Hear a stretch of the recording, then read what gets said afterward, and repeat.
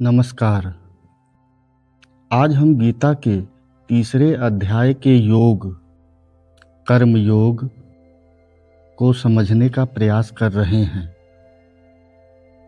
दूसरे अध्याय में दृष्टि साफ होती है। तीसरे अध्याय में जीवन फिर से चलना सीखता है। यहाँ एक प्रश्न उठता है, यदि आत्मा अविनाशी है, यदि सत्य भीतर है, तो फिर कर्म क्यों? कृष्ण कहते हैं, कर्म से भागना समाधान नहीं है।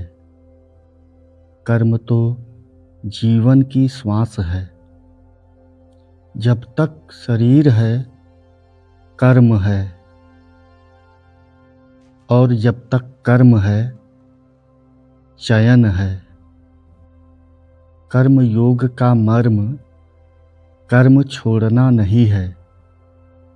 कर्म योग का मर्म आसक्ति छोड़ना है। हम काम करते हैं, पर भीतर फल की पकड़ होती है। यहीं से बंधन बनता है। कृष्ण यह नहीं कहते कि इच्छा मत रखो। वे कहते हैं, इच्छा को अपने ऊपर हावी मत होने दो। कर्म योग मन को निष्क्रिय नहीं बनाता। वह मन को स्वच्छ बनाता है। जब कर्म अपने लिए होता है, तो थकान आती है।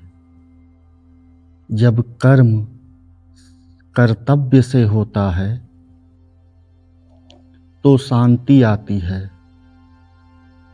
यह अध्याय हमें यह भी दिखाता है कि जो कर्म नहीं करता, वह भी कर्म करता है, अपने मन के भ्रम का।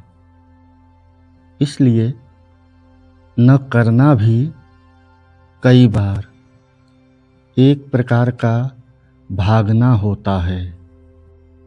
कर्म योग कहता है, जो सामने है उसे पूरा करो, पर उसे अपनी पहचान मत बनाओ। जब कर्म अहंकार से मुक्त होता है, तो वह सेवा बन जाता है, और सेवा मन को हल्का कर देती है। कृष्ण कहते हैं, श्रेष्ठ पुरुष जैसा आचरण करता है, वैसा ही दुनिया सीखती है। यह कथन दबाव नहीं है, यह जिम्मेदारी की याद है। कर्म योग दुनिया को बदलने की पहली शर्त नहीं रखता। वह कहता है, पहले अपने कर्म को साफ करो। जब कर्म फल से मुक्त होता है, तब वह बंधन नहीं बनाता, वह अनुभव बनता है, वह साधना बनता है। इसलिए कर्म योग जीवन के बीचों बीच खड़ा योग है। न जंगल में भागना, न संसार में डूबना, बस समझ के साथ करना। यह कर्म योग के मर्म की एक झलक है।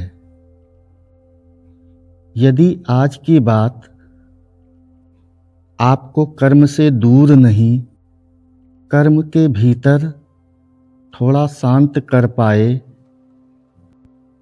तो उसे वहीं ठहरने दीजिए।